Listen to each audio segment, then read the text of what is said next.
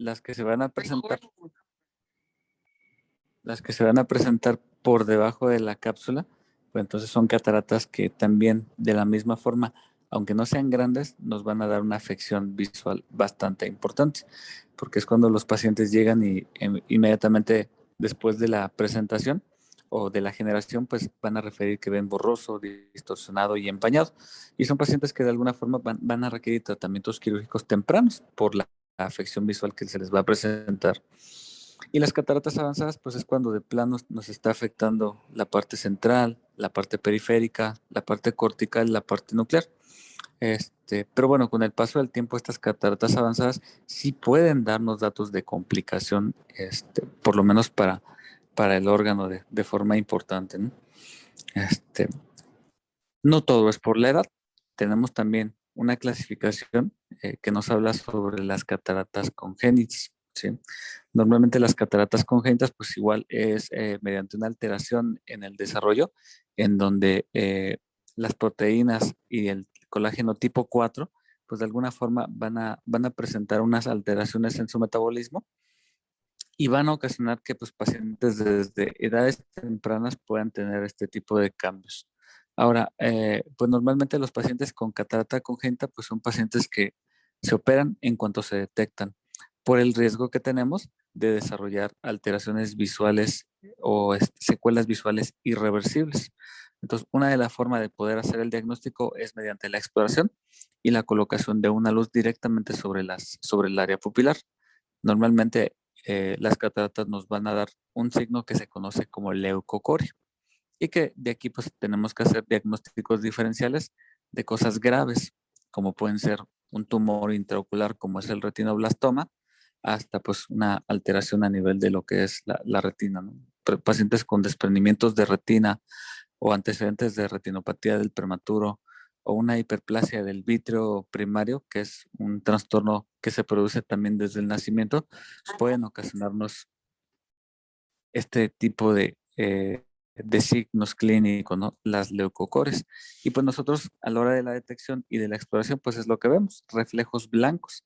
Cuando nosotros tenemos un paciente en etapa pediátrica, pues lo que hacemos es complementar con estudios, ya sea ultrasonidos, dependiendo de la gravedad, y en caso necesario, pues bueno, hacer pues tratamiento quirúrgico, ¿no?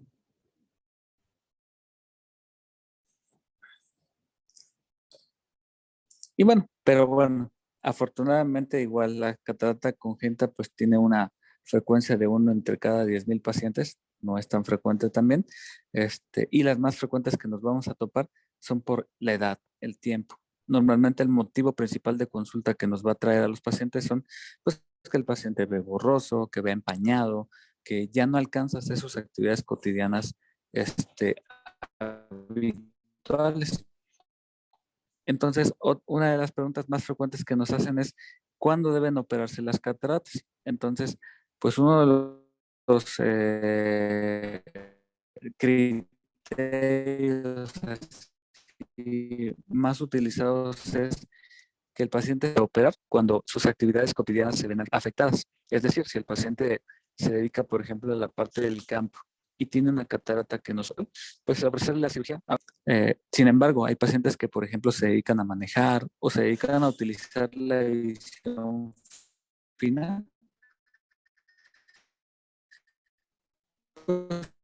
porque hacen alguna actividad así en donde checan o supervisan algunas cosas finas parcial, pues va a ser limitante y nos va a quedar distorsionado, va empañado y que de alguna forma pues sus actividades habituales, cotidianas y de trabajo pues se vean pues ligeramente afectadas, ¿no?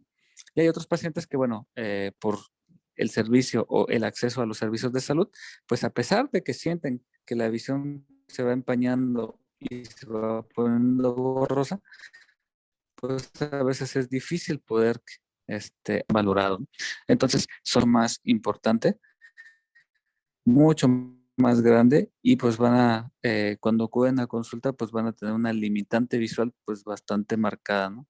Hay pacientes que de repente, como les mencionábamos, al ser la primera causa de ceguera reversible a nivel mundial, hay pacientes que solamente llegan percibiendo luz o solamente llegan percibiendo movimiento de manos y bueno, de alguna forma son los pacientes que pudieran tener un buen pronóstico, pero ya con un procedimiento pues más invasivo y de más difícil recuperación. En cuanto a los tratamientos, pues bueno, con el paso del tiempo hemos tenido diferentes técnicas, diferentes equipos, diferentes modalidades para poder hacer cirugías. Dentro de la más frecuente es el tratamiento con facoemulsificación, que va a consistir en prácticamente en introducir mediante una incisión de 2 o 2.5 milímetros una pieza de mano que se va a encargar de hacer una facoemulsificación y aspiración de la catarata. Y mediante este mismo mecanismo y mediante esta misma microincisión de 2.5 milímetros, la introducción de un lente intraocular que va a tener características similares al cristalino, características similares en cuanto al diámetro y en cuanto al poder de refracción que va a tener. Es decir, todos los pacientes que se someten en donde se determine, uno, el poder del lente intraocular, dos, oculares. Hablamos de integridad porque en pacientes que tienen cataratas hipermaduras, pudiéramos al tener alteraciones en la bolsa capsular, que es la que veíamos que envuelve al cristalino, y es prácticamente donde vamos a colocar los lentes intraoculares. Entonces, dependiendo de las características del ojo y lo avanzado de las cataratas, pacientes que tienen pues prácticamente cataratas hipermaduras con una licuefacción de proteínas, vamos a tener una retracción o contracción de la bolsa capsular, son pacientes que pudieran tener mayor riesgo de desarrollar complicaciones transoperatorias por el procedimiento quirúrgico. Pacientes que tienen pues prácticamente íntegras todas las estructuras con un grado de catarata que no está tan avanzado, pues entonces son pacientes que van a tener un pronóstico visual mucho más favorable. Y como les comentaba, la valoración es personalizada y uno de los puntos a evaluar pues es la realización de un cálculo de lente intraocular. El cálculo de lente intraocular no es otra cosa más que determinar qué tipo de refracción vamos a meter en ese lente intraocular. Recuerden que el cristalino va a tener un poder de acomodación y va a poseer aproximadamente 19 dioptrías. Entonces, a través de esta valoración preoperatoria, nosotros determinamos qué cantidad de dioptrías vamos a tener en esos lentes intraoculares, pudiendo ser desde más 27 o más 30 hasta desde más 30 dioptrías hasta menos 5 dioptrías, dependiendo de las características del ojo. Pacientes que tienen miopías elevadas van a tener graduaciones más bajas en el lente intraocular. Pacientes que tienen hipermetropías altas van a tener graduaciones más altas en los lentes intraoculares. Entonces, la evolución de los lentes intraoculares, pues básicamente también ha tenido una historia y una relevancia bastante importante desde el punto de vista oftalmológico, porque a partir de 1949, que es donde se empezaron a introducir los primeros lentes en la parte interna del ojo, pues ha habido desarrollo de los materiales, ha habido desarrollo de las dioptrías, ha habido múltiples desarrollos en cuanto a las marcas y las tecnologías refractivas que existen para los mismos. En la actualidad, un lente de buena calidad es un lente monofocal de una sola pieza, de un material que se conoce como un acrílico flexible, ya que necesitamos meterlo enrollado como un pequeño taco para que entre pues prácticamente por esa pequeña incisión de 2 milímetros y en la cual pues va a poseer un área central que es la óptica del lente intraocular y y las ápticas, que es pues prácticamente unas pequeñas patas que van a hacer que ese lente quede fijado en la parte central. Entonces, este lente intraocular, pues básicamente nos va a servir para que en tecnologías avanzadas o lentes premium, pues incluso nos puedan dar la función de cirugías refractivas, ¿verdad? Obviamente, pues aquí, dependiendo del paciente, no todos son candidatos a utilizar tecnologías premium. Entonces,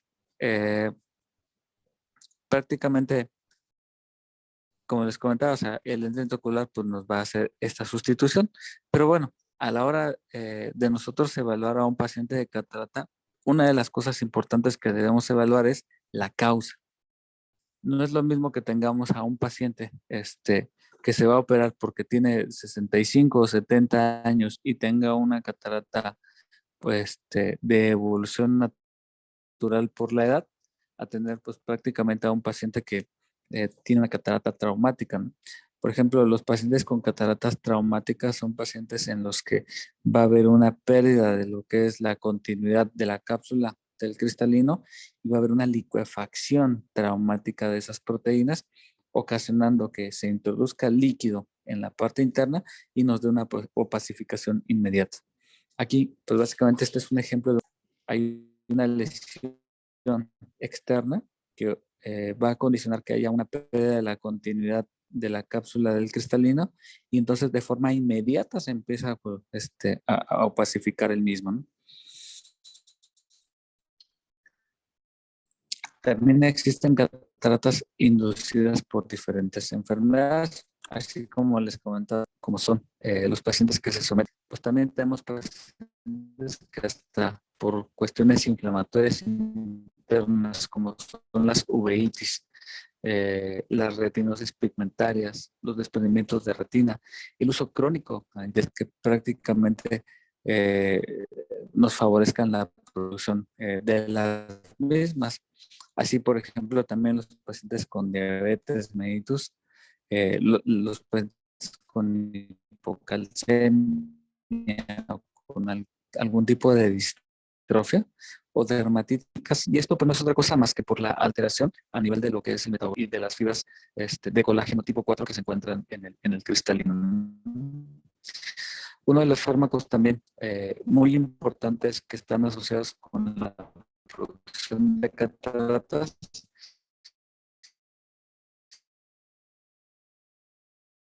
pues son los esteroides sistémicos. Tienen tratamientos con el riesgo de desarrollar también estas opacificaciones del cristalino. Pero no son los únicos, también hay pacientes diabéticos que utilizamos, pues nos pueden favorecer cuando se usan de forma crónica la generación de cataratas, ¿no? Algunos otros como la amiodarona y algunas gotas mióticas que se utilizan para glaucoma también nos pueden favorecer la presencia de la opacificación del cristalino. Entonces, como les comentaba, la técnica más adecuada, más frecuente y actualmente la que está considerada como el gold estándar es las técnicas de facoemulsificación. Entonces, las técnicas de facoemulsificación que se utilizan en la actualidad, pues también han tenido bastante mejoría, ¿verdad? La parte biomédica también ha jugado un papel muy importante para el desarrollo y el avance en esta cirugía, ¿no?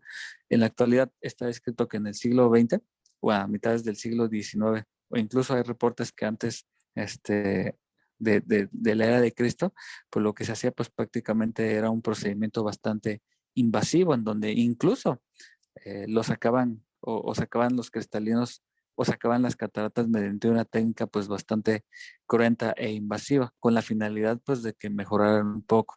Obviamente estas cirugías solamente estaban indicadas en los hombres que ya tenían una ceguera reversible que pues limitaba a hacer actividades de todo tipo, ¿no? O sea, es decir, que pues prácticamente ya no tuvieran una ceguera bastante importante. Muy bien. A partir de aquí siguen unos videos, pero en estos sí nos vamos a tardar unos minutos porque vamos analizando los diferentes pasos que se realizan para las cataratas. Pero creo que tienen clase ahorita, entonces, pues si no, estos ya nada más los terminamos de ver mañana, ¿sale? Sí, doc. Sí, doctor. Ok, y esperemos que ya no llueva porque ya saben que aquí cae una gota y es un caos.